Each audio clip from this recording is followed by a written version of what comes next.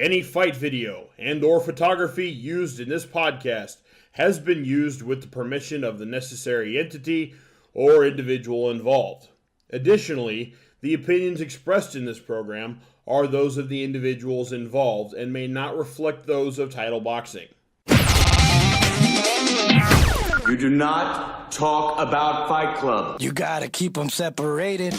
Title Boxing Club Rock Hill presents The Punch with Dane McGuire. And that dropped it just like that, walked right into that right hand. We've been talking about it. And he's got the pillow that says, night, night. Don't blink. Down goes Joshua. Now goes Victor. We're not here just to take part. We're here to take over. Hey everybody, what's going on? My name is Dane McGuire of Title Boxing Club Rock Hill and also the International Mixed Martial Arts Federation, back with another episode, and this time, not just any trainer profile. It could be said that kickboxing instructor Mimi Kutzin is our resident superhero.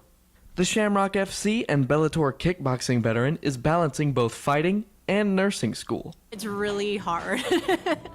Right now, I'm pretty deep into my nursing program. So nursing has to be a priority because you really can't get through the program and have something else be on top of it. You have to let work go as much as you can. I mean, I'm working pretty much to pay my bills and that's it. And you have to let training go as much as you can to just get through the program. And that being said, I mean, this is what I love to do. So I'm in the gym as much as possible. So it really is about time management and being okay with not getting the amount of training that I want to get in.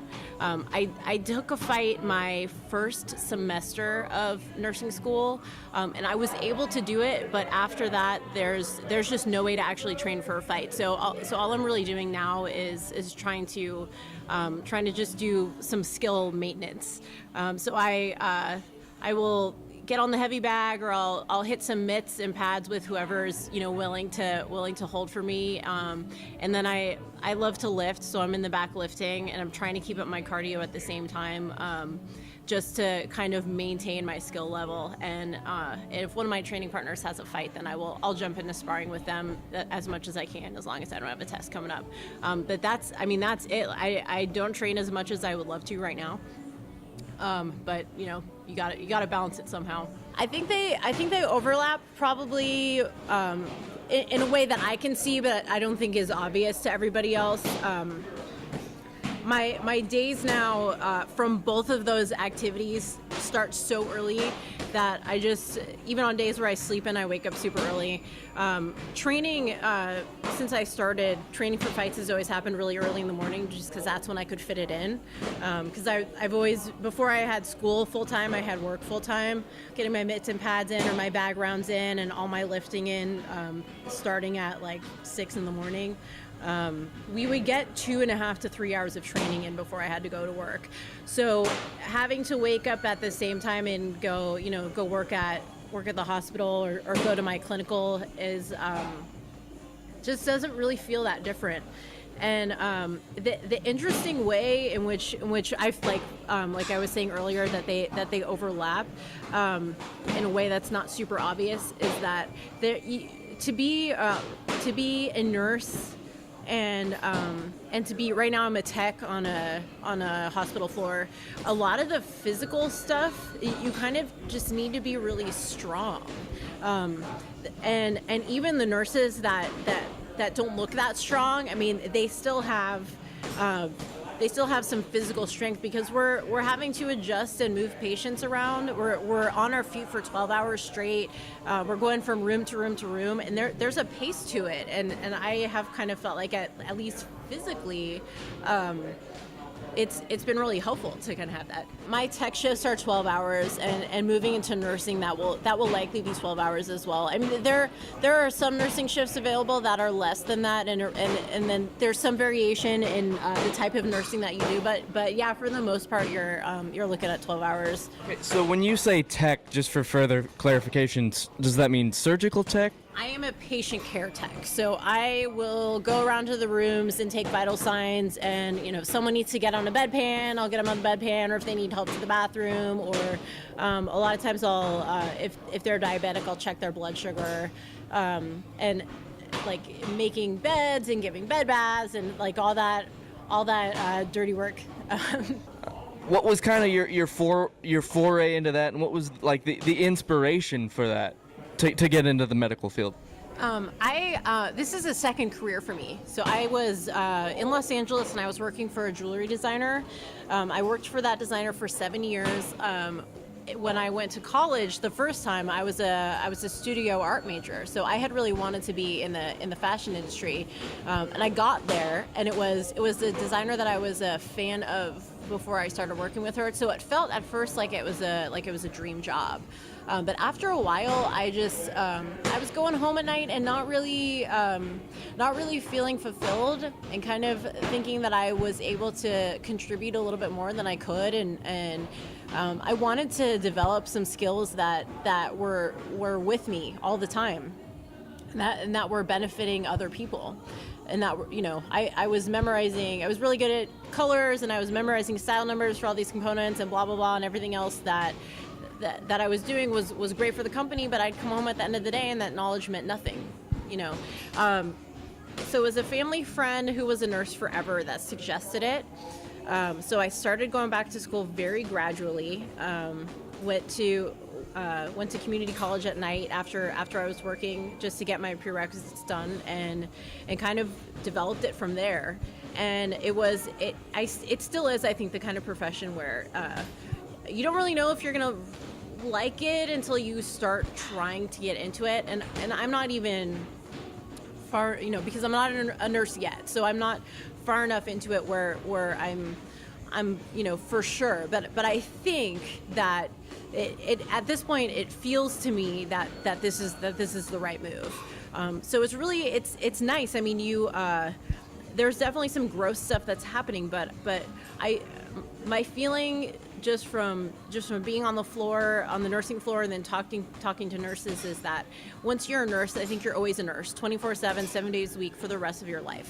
I think you're just always that. I think that I feel more nervous fighting than I do when I go to nursing floors, and which is funny because the stakes are definitely higher as a nurse. I mean, these are other people's lives that you're dealing with. But I will say that there's pressure in both aspects, and there's nerves to deal with in both aspects. So being able to go through one, I mean, there have been times where I've been on the floor and it's been a rough day, and I'll kind of be like, look, you've gotten up in front of a couple hundred people and had to fight. You can do this. You got through that. You can get through this like crappy patient that's that calls you every 2 minutes because they need you to bring them water or another blanket or something like that. I think as a long career, definitely nursing is the goal, and I'm just going to my whole idea is just to play it by ear in terms of fighting. And what really when I started to fight, it was never about going pro and making money for it. It was just about developing a skill set, and actually taking fights was really just to test where I was at skill wise and see what I needed to work on. And I think it's easy to get kind of wrapped up in the excitement of all of that, and you really have to do some self promotion, make sure people are seeing you in order to sell tickets, because that, especially as an AMI, that's how you get on cards. But for the most part, I just wanted to be better than I was. And so that still remains the goal. So wherever it takes me after nursing school, as long as I'm still training, then I'm happy. Although her dual lives remain challenging enough, she says specifically being a female remains yet another challenge to this day in combat sports, including both as a competitor and, yes, even as a trainer. I still will mostly train with guys, and I will mostly spar with guys. it's part of it is about not having the amount of training partners. It is still really difficult. It's still kind of difficult to find female fights. And that it's definitely a challenge. It's getting a little bit better, and what's been happening, especially because I'm not coming from a fight gym, just coming from finding a trainer that I had liked and sort of working with him. So all of the women that have come into my training camp started a little bit after I started. So it's been the situation where I've been working with them to help them with their skill set. So a lot of times, and in order to just get some different looks or get some people that are going to push me a different way, we've traveled to other gyms in order to find those sparring partners. But my favorite, and I hate to use the word favorite in case people hear me. One of our trainers here, Nick Pipitone, has been one of my main sparring partners since back in 2015, and it's not about being like a girl or a guy. We just have this flow and we spar. So a lot of times I've always felt like I've gotten the most out of my sparring sessions when we're working together.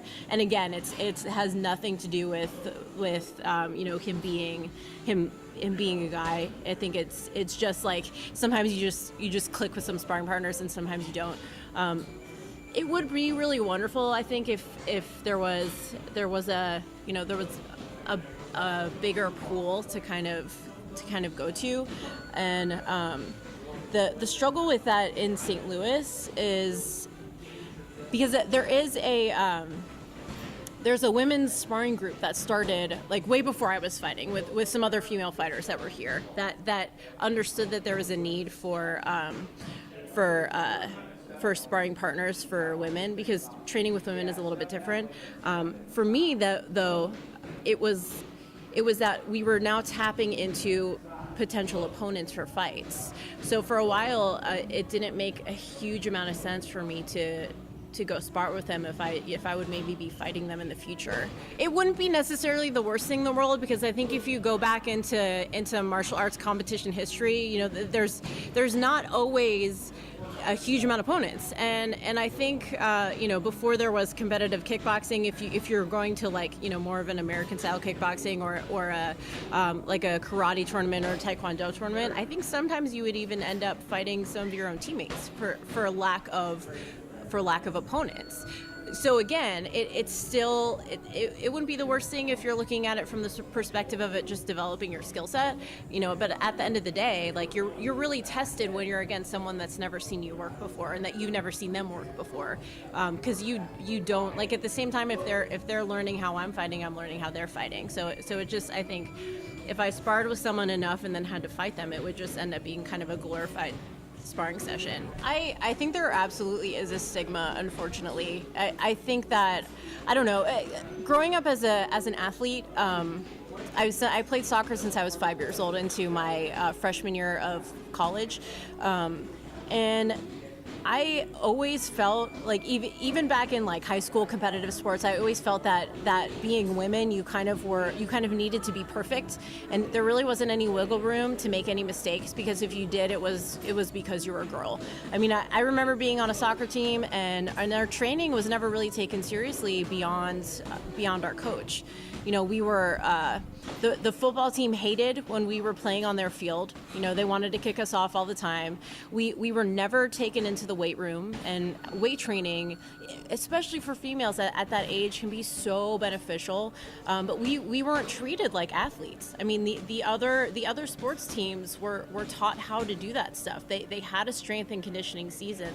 They were given all these tools, and we just were kind of ignored, and it was definitely hard, to want to promote yourself just as an athlete who has a high skill set and not a female athlete. I mean, and there really is like at the same time, there really is more attention given to the women that are pretty, and it's a total bummer because it just shouldn't be that way. I mean, they're like definitely male athletes that are pretty nice to look at, but no one is putting that over their skill set. This gym has always been pretty female heavy. I'm not quite sure why that is, but I definitely, I can definitely see the attraction for a lot of women. They're not coming in here to beat on anybody. They're coming in here to work on a heavy bag,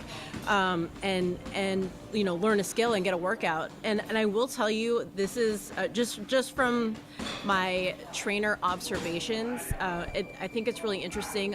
A lot of our female members are much easier to teach. And there's a tendency for, and not every guy's like this, so I'm definitely not generalizing, but there's a tendency for some of the guys, especially the newer members, to come in here and without really having a proper form, to just kind of wail on the bag, and their concentration is just to kind of hit the bag with the messiest form kind of as hard as they can.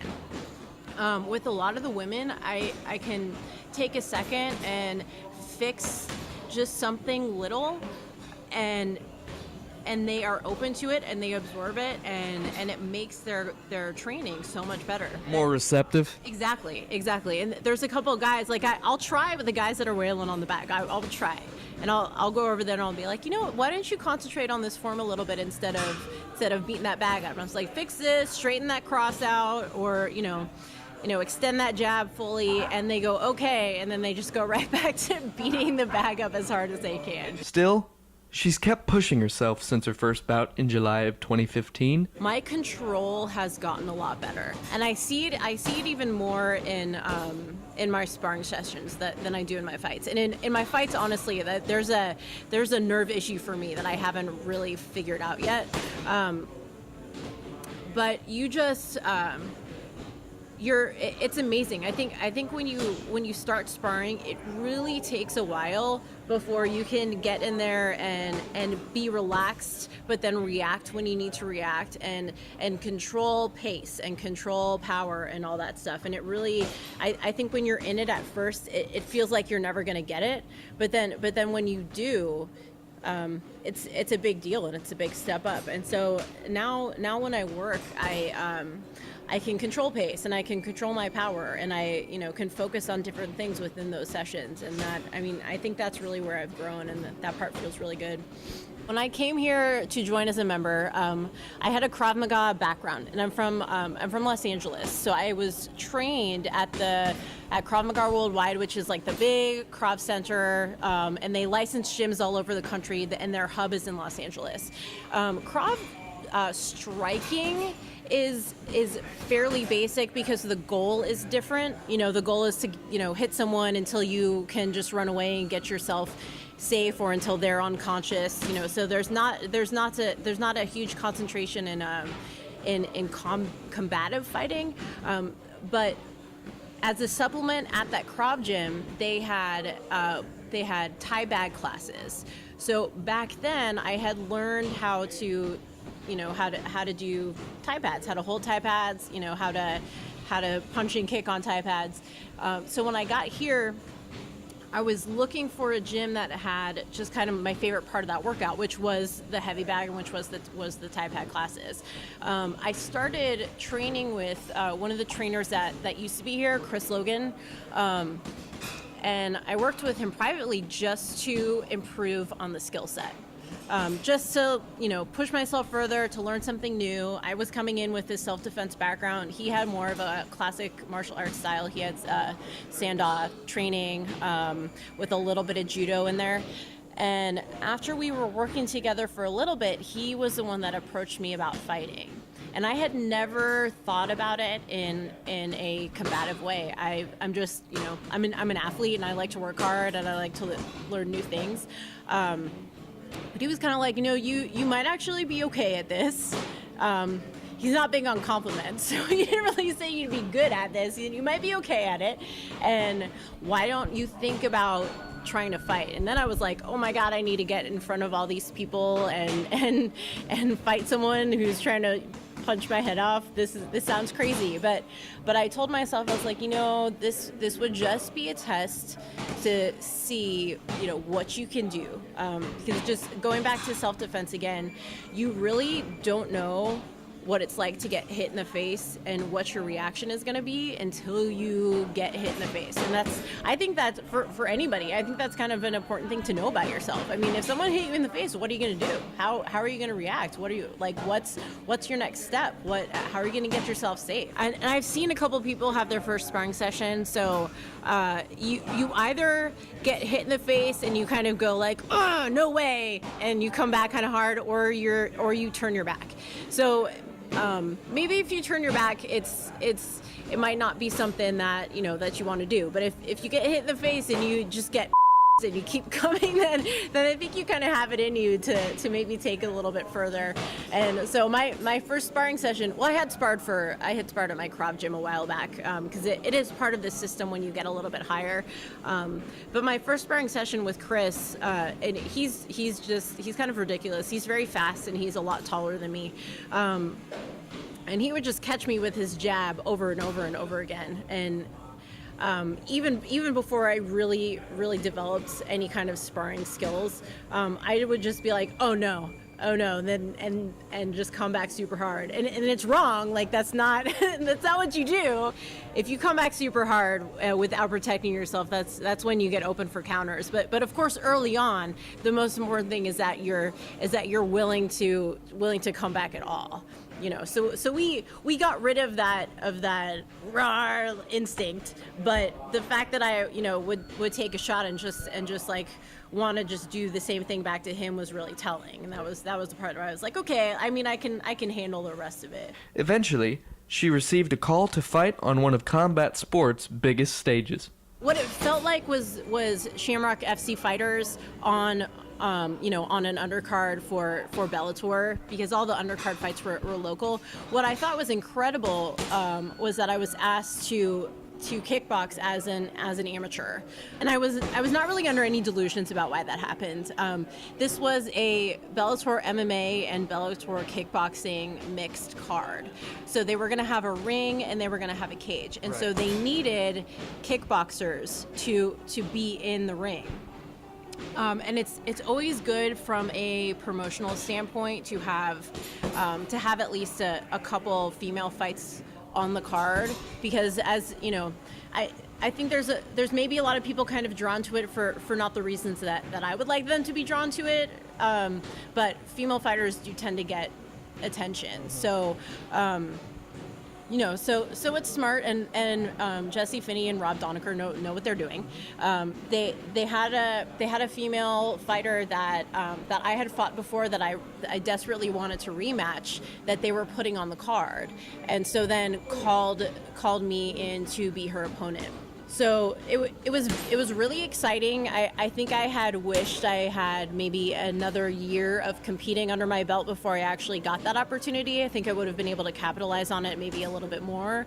But that's not the kind of thing you turn down. So we did our training camp. Fast forward to everything. I felt pretty good going into it. My favorite moments were when I was in, so we were there. We had weighed in. It was the day before the fight. Right. We were at the venue in the rules meeting.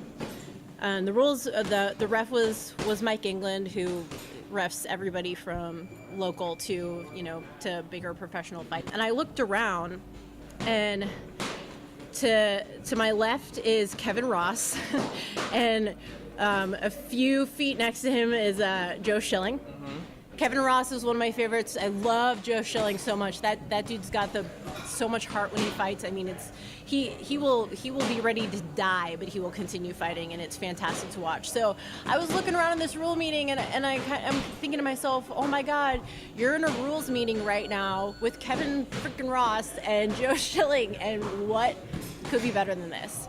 And that was pretty incredible, and I was super psyched about it. She remains hopeful for other women as well. I think that we're really starting to see some incredible athletes come through.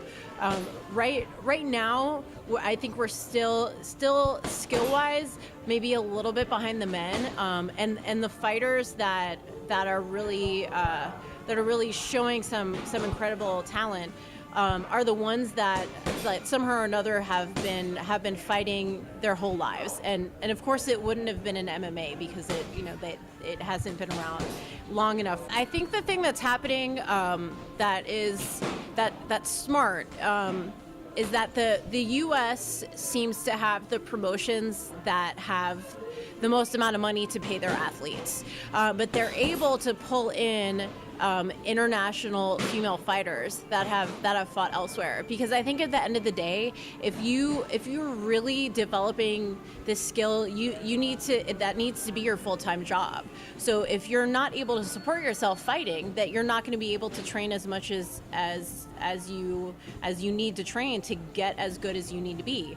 And some of the international female fighters, because it's a part of their culture, they've had that under their belt, and now there are these promotions here that we can actually pay them enough where they can make a living.